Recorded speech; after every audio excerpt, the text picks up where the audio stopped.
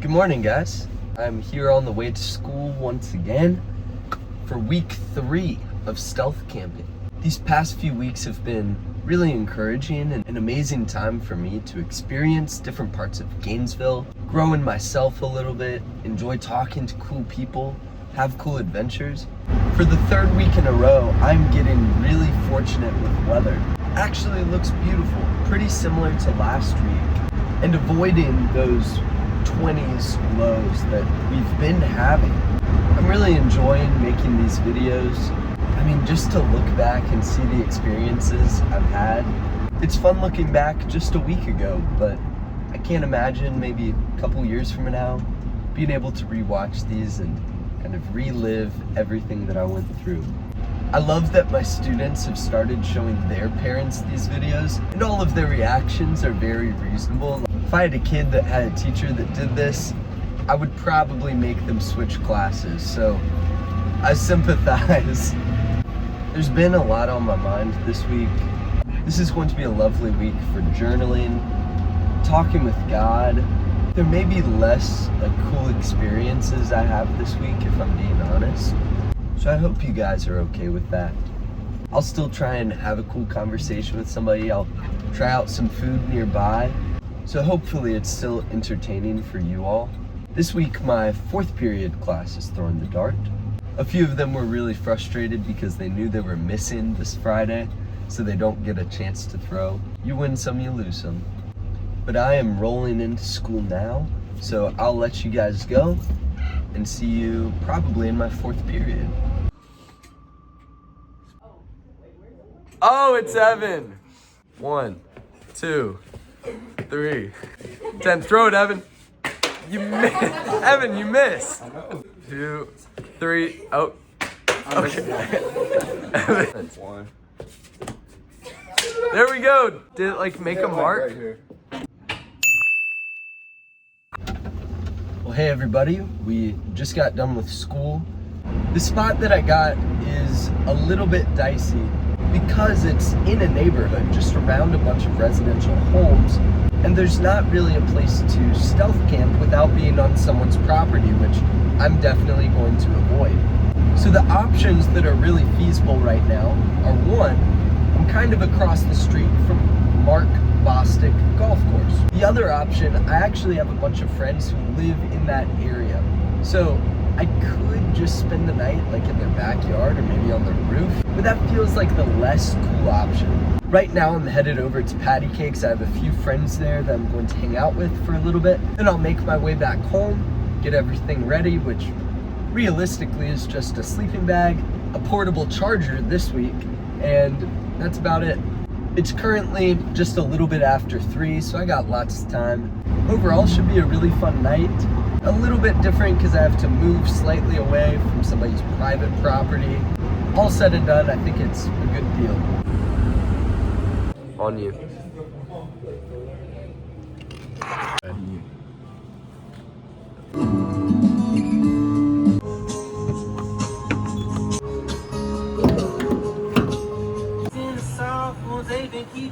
I'll record it right here if you're able to.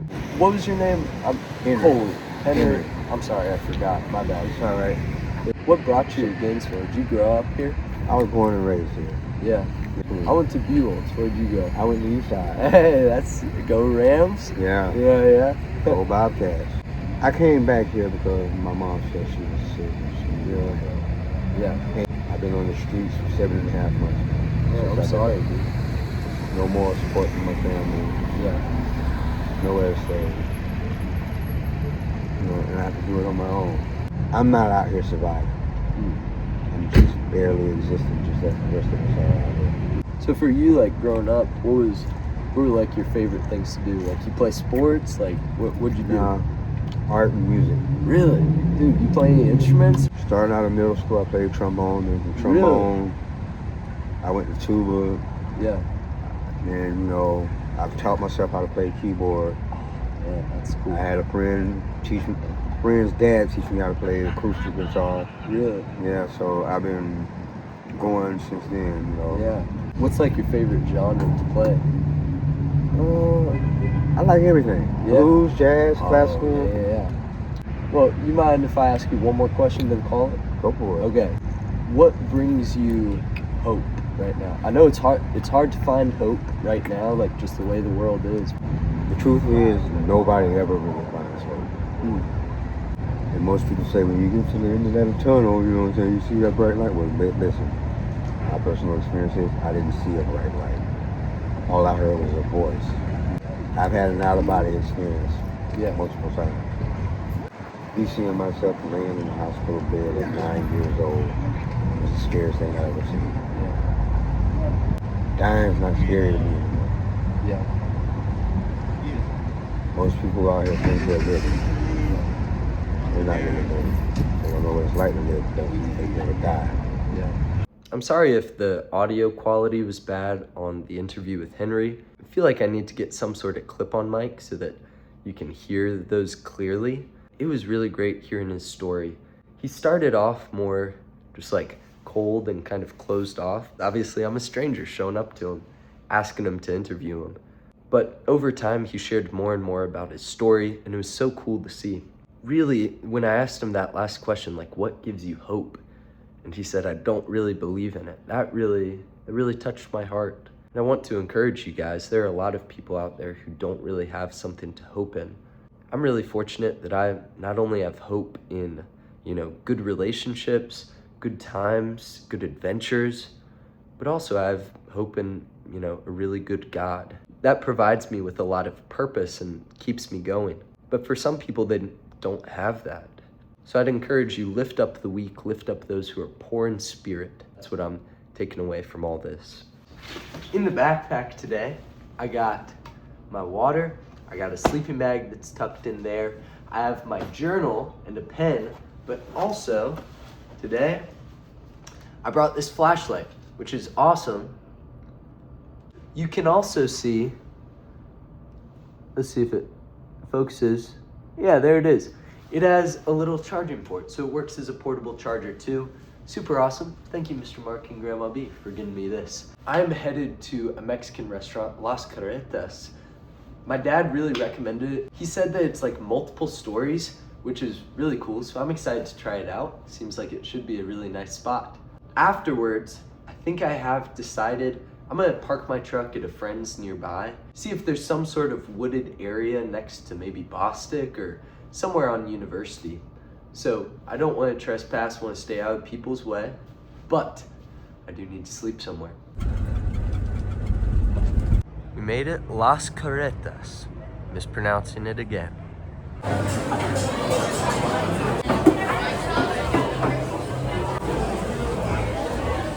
Super sick in here, really busy. It is really cool. They had a whole salsa bar. Looks absolutely awesome. Excited. Really fantastic.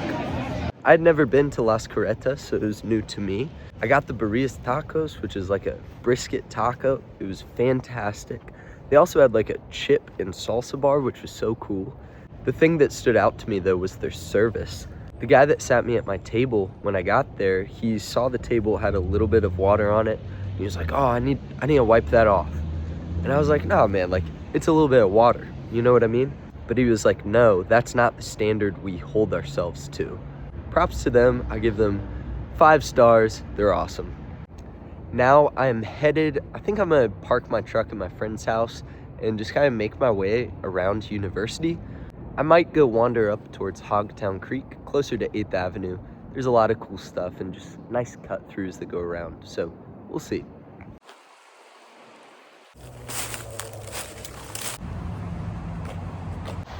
Oh, we're still going.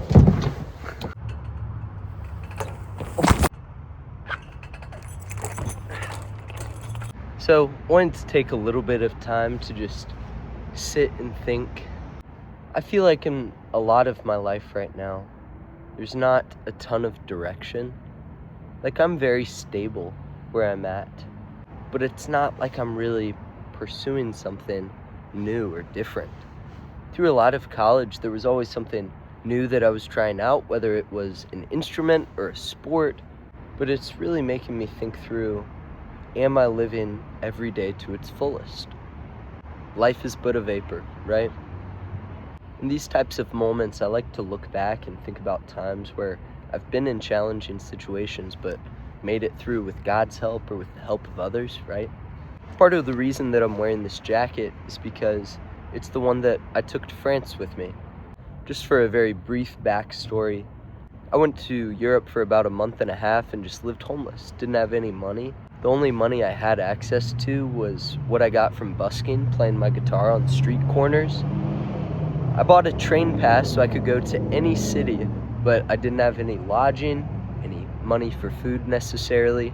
While I was over there, I slept so many different places, on benches, in parks. Slept with a homeless guy, Luis, in his camp for like 4 days in Madrid. And throughout all of that, I wore this jacket basically every single night. It really is a reminder of who's in control, right? A lot of these circumstances, I couldn't make the best of them myself. There were a lot of times I questioned if I was in the right place, just because it was difficult. There were a lot of nights I didn't enjoy, even though I was in these beautiful cities, just because I was alone, you know?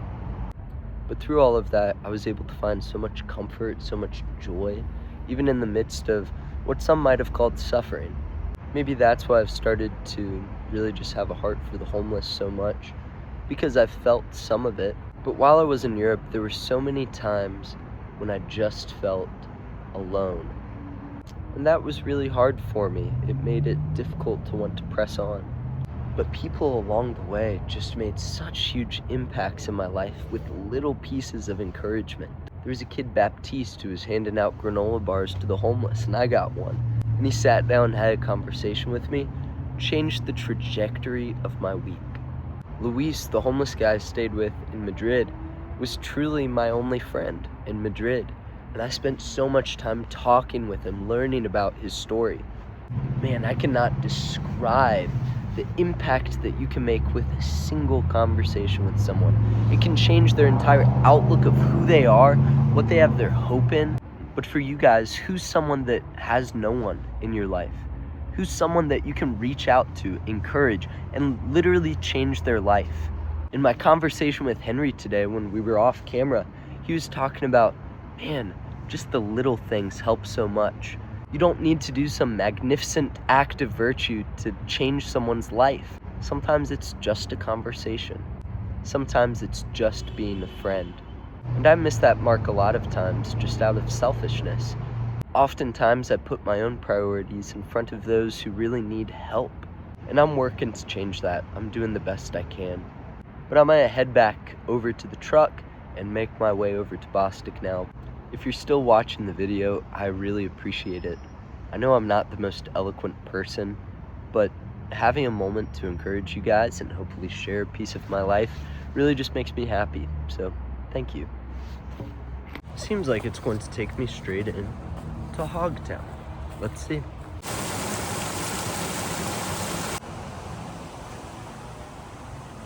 Dude, imagine getting jump scared in here, like at midnight.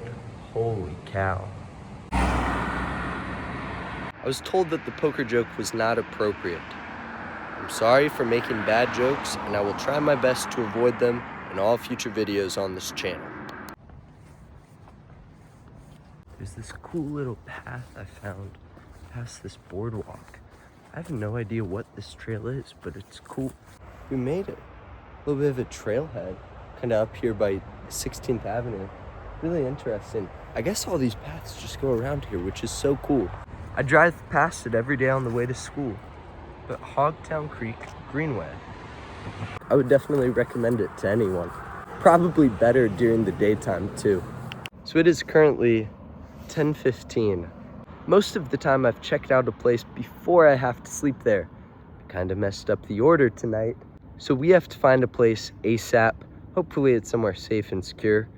Figured since I was walking by, I would give you a rough idea of where the exact spot was and how it looked. So this is where it landed. Literally just one house on that side, one house on the other side, going all the way down. So there's literally no way to be respectful, stay off of people's private property, and be in this spot. So that's why I'm kind of looking to more of the woods, closer south. So I'm gonna be honest, guys. I found a spot closer to where it landed. There's an RTS bench about a block away, like on the sidewalk by the road. I would so much rather go to a piece of woods and sleep, but I'm a man of my word. I'll find the closest spot I can. So we're sleeping on a park bench tonight. Back to the good old days. I've been eyeing this tree all night. It looks like so much fun to climb, so I'm gonna try it out. It's a long way down. Hopefully I don't fall. And here we are, home sweet home. Well, it is currently exactly 11 o'clock and we are here. I'm literally right under a street light, so it's not going to be dark tonight.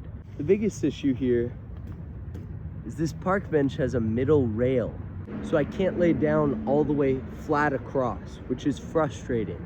But I'm gonna do the best I can, enjoy a beautiful night out in God's creation, thankful for all that I've been given, and we'll see what we do. I can't really stick my legs through it, so I'm just kind of sticking my legs on top of the rail. It's not the most comfortable thing in the world, but we're gonna make it work tonight. So I'm currently charging my phone. I'm also going to power it off tonight because I will wake up with battery in my phone. But I love you guys a lot, and I'll see you in the morning. Well, good morning. It is currently like 6:05. That was kind of miserable. I'm not gonna lie.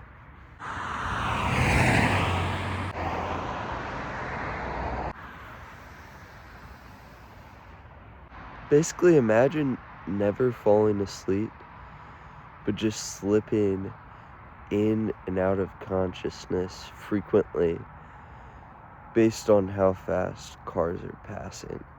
About once every hour, I would check my watch, and it was just a grind. My legs kept falling asleep because they would be resting on that middle bar. It is also freezing. I swear this is not the same temperature as it was last week, even though technically it says it is.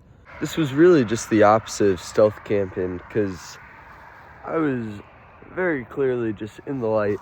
University is right there. If anybody had wanted to find me, would have been pretty easy this time.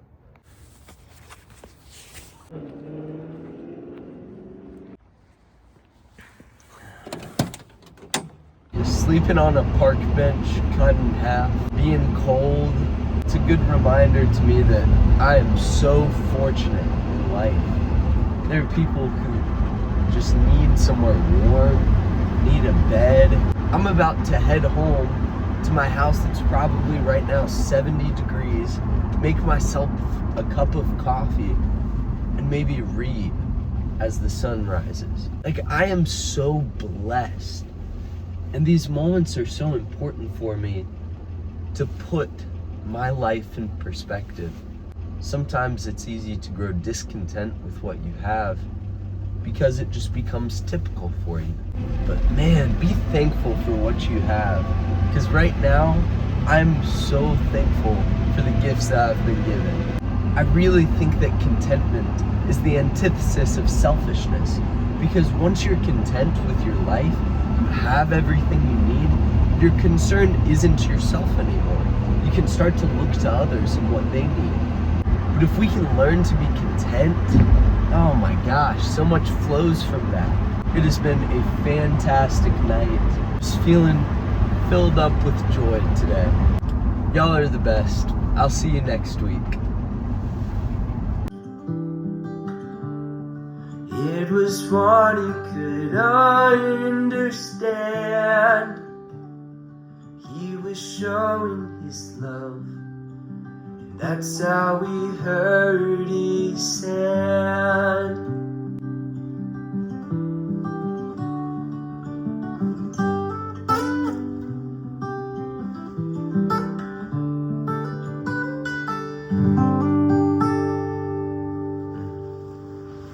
You should listen to Nickel Creek. They're awesome.